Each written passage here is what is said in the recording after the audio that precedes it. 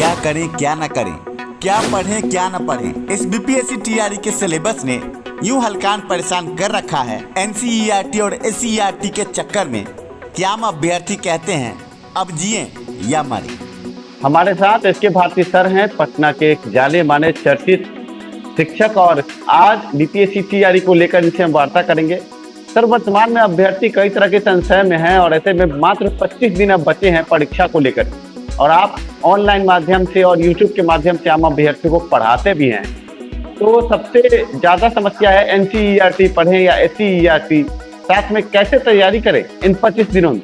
Class 1 to 5 तक जो primary school के टीचर एस्पिरेंट्स हैं उनके लिए जो है लैंग्वेज सेक्शन चूंकि अब थोड़ा सा इजी कर दिया पहले की तुलना में। पहले क्या था कि भाई डर था कि माइनस मार्किंग हुई, तो अब माइनस मार्किंग नहीं तो उतना डर उन्हें नहीं है, लेकिन फिर भी उन्हें एक दो बार जो है गो थ्रू करनी चाहिए। हिंदी का ऑथेंटिक कोई ग्रामर की बुक हो तो उसको लेके, और इंग्लिश का भी हल्का फुल्का उन्हें देखना चाहिए क्योंकि ओवरऑल उन्हें 30% जो है चाहिए होगा। एक सवाल है कि एसटीईटी 2019 से क्या बीपीएससी टीआरई भिन्न होगा?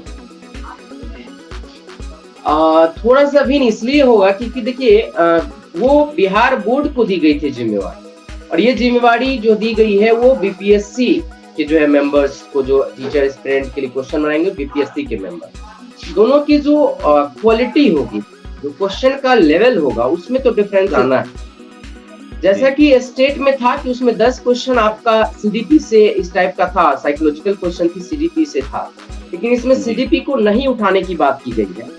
अंग्रेजी के जाने माने प्रोफेसर एस के भारती से आगे भी बातों का सिलसिला जारी रहेगा और आम बीपीएससी टीआरई खास करके अंग्रेजी के अभ्यर्थियों को मिलेगा नया ज्ञान। अंत तक बने रहे की बड़ी पेशकश आपके स्क्रीन पर। बीपीएससी टीआरई प्राथमिक शिक्षक बहाली स्टडी गाइड आपके स्क्रीन पर है। 26 जून 2023 के संशोधन के आधार पर तैयार बीपीएससी टीआरई प्राथमिक शिक्षक बहाली गाइड आपके स्क्रीन पर है। पाठ्यक्रम का संपूर्ण विश्लेषण आपके स्क्रीन पर है। पेपर 1 100 अंक और पेपर 2 120 अंक का विश्लेषण आप देख सकते हैं।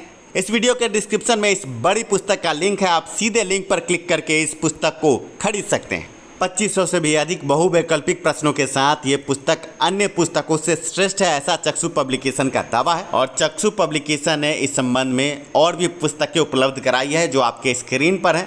चक्षु पब्लिकेशन परीक्षा रूपी भंवर में आपका सारथी। कक्षा 9-10 के अभ्यर्थियों को कैसे पढ़ाई करनी चाहिए और बीपीएससी टीआरई के लिए क्या क्या मुख्य है। अंग्रेजी और अन्य मुख्य विषय के अभ्यर्थी जो एनसीईआरटी और एससीईआरटी को लेकर परेशान हैं, क्या पढ़ें क्या न पढ़ें, इस पर एस के भारती सर ने खोले हैं कई राज। एससीईआरटी और एनसीईआरटी क्या क्या मुख्य रूप से पढ़ना है, सुनिए उन्हीं की जुबानी। अब सवाल है कि 9th-10th वालों को क्या क्या पढ़ना है बुक्स में। तो 9th-10th वालों को 9th की बुक्स पढ़नी है, 10th की बुक पढ़नी है, 11th की बुक पढ़नी है, 12th की बुक पढ़नी है। क्योंकि सवाल ये है कि जो टीजीटी की स्टूडेंट टीचर एस्पिरेंट है वो किसी न किसी 10+2 स्कूल के ही 9th-10th वाले, अभी क्या है जो हाई स्कूल थे उसी को 10+2 में कन्वर्ट किया गया, ऑलमोस्ट जगह यही हुआ। उसमें क्या हुआ है कि जैसे अभी का जो के प्रखर जी भी बताया कि यदि आपके टीचर गायब है तो उनके बदले में आपको क्लास लेना है, इसलिए उनकी सिलेबस थोड़ा सा ऊपर लेवल तक पढ़ना है। जो लोग 9th-10th की तैयारी में है उनको 11th-12th भी पढ़ना है, ये बात क्लियर हो गया है। उनको 9th, 10th, 11th, 12th ये 4 बुक्स को पढ़नी है। अब सवाल आता है कि पीजीटी वाले क्या पढ़े। पीजीटी वाले को ग्रेजुएशन का जो बिहार में जो ग्रेजुएशन अभी नहीं, अभी तो नया सेमेस्टर सिस्टम लागू हो गया है। पुरानी सिलेबस में जो बिहार की यूनिवर्सिटी में था, जैसे पटना यूनिवर्सिटी को ज्यादातर फॉलो करना है। पटना यूनिवर्सिटी के पार्ट 1, पार्ट 2, पार्ट 3 में जो ऑनर्स की बुक्स थी उस बुक्स का बस केवल थोड़ा जैसे शेक्सपियर का ऑथेलो बुक थी तो ऑथेलो का कैरेक्टर का क्या नाम था, ऑथेलो जैसे था तो उसमें कौन सा ऐसा डायलॉग था, कोट था जो फेमस था, इसे देखनी है मूल रूप से। तो ये पीजीटी टीजीटी वालों के लिए था। और लैंग्वेज सेक्शन वालों को बिल्कुल एनसीईआरटी पढ़ना है, लेकिन जीके जीएस के लिए पढ़ना है।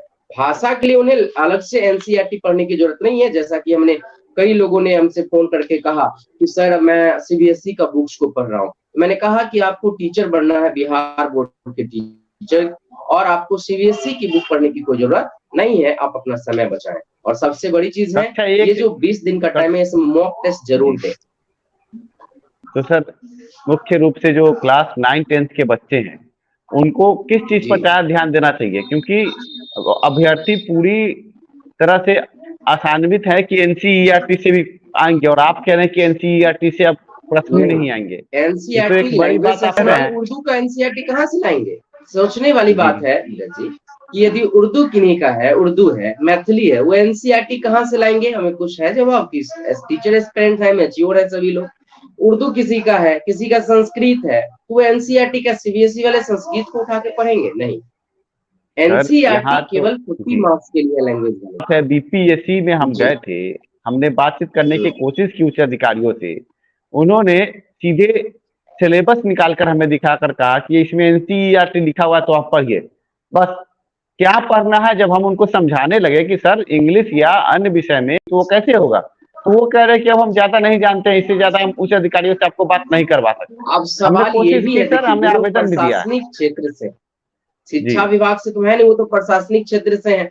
उन्हें बस जी माइंड में दिया गया सिलेबस, उनको क्या विभाग के दौर से दिया गया कि आपको एनसीईआरटी और एससीईआरटी मिला के दिखाना है, वो दिखा जी दिए। और अपने जगह पर अस्पष्ट रूप से एम्बिगुअस वर्ड हुआ, एक तरह से एम्बिगुअस, कि भाई जी 40 मार्क्स के लिए एनसीईआरटी पढ़ना है और इधर जो जी आपके 80 मार्क्स है उसके लिए आपको क्या पढ़ना है, तो अपना लैंग्वेज पढ़ना। दूसरी चीज है, आप अभी कह रहे थे कि टीजीटी और पीजीटी वालों को करना क्या चाहिए, किस पे विशेष फोकस करना चाहिए।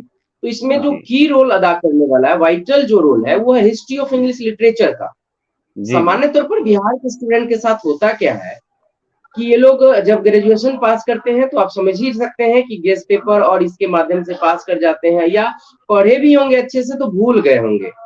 जी 9th-10th की बुक या तो कोई कोचिंग स्कूल में पढ़ा रहे होंगे तो उन्हें याद होगा 9th-10th की बुक, और ग्रामर में थोड़ा सा बुक जो है, सभी बुक्स जब लोग पढ़ रहे होंगे एससीईआरटी का, तो बुक्स में इन लोगों को पोएम से ज्यादा फोकस करना चाहिए। ऊपर में इंट्रोडक्शन दिया हुआ है राइटर का और पोएट का, राइटर और पोएट का इंट्रोडक्शन से ज्यादा क्वेश्चन उठाया जाएगा, क्योंकि ये प्रोफेसर जब सेट करेंगे तो वो राइटर और टीचर जो भी राइटर है, पोएट है, उनके बारे में क्वेश्चन जरूर पूछेंगे।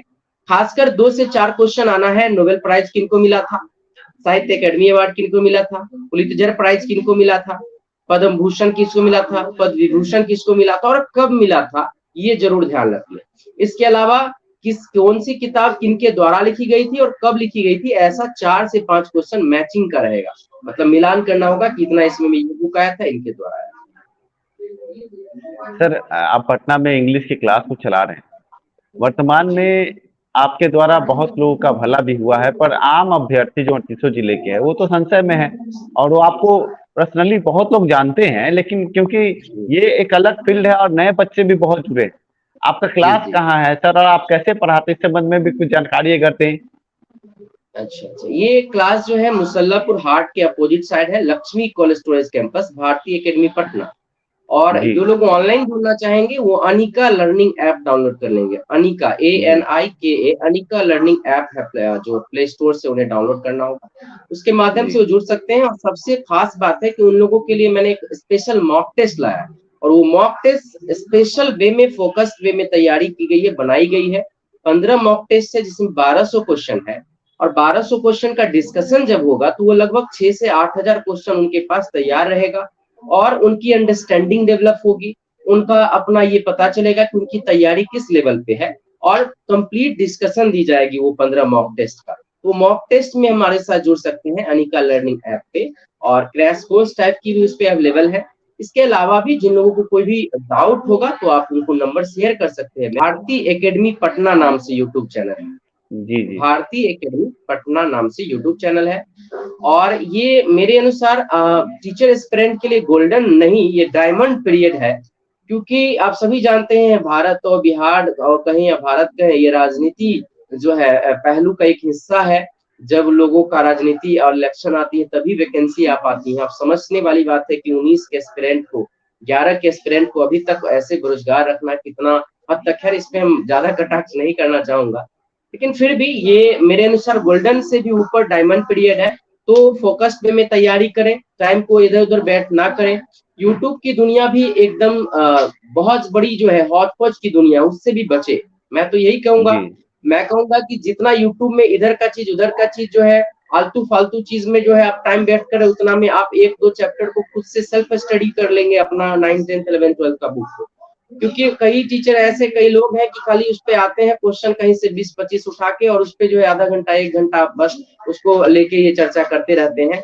उतना देर में आप खुद स्टडी कर सकते हैं, सेल्फ स्टडी कर लो। अभी आप पटना के जाने माने शिक्षक और अंग्रेजी के assistant professor SK Bharti sir को सुन रहे थे। उन्होंने साफ लफ्जों में बीपीएससी टीआरई को लेकर कई बड़ी बातें कही। एनसीईआरटी और एससीईआरटी में क्या फ़र्क है और क्या पढ़ना चाहिए, सभी बातों को साफ किया। अगर आप बिहार के बाहर के प्रतिष्ठित यूनिवर्सिटी कॉलेजों से BEd, DElEd, MEd, PG, PhD की पढ़ाई करना चाहते हैं या लाइब्रेरियन की आने वाली वैकेंसी के लिए लाइब्रेरियन कोर्स करना चाहते हैं तो स्क्रीन पर दिए नंबर पर संपर्क करें। वीडियो पसंद आया हो तो लाइक ज़रूर करें। धन्यवाद वीडियो देखने के लिए।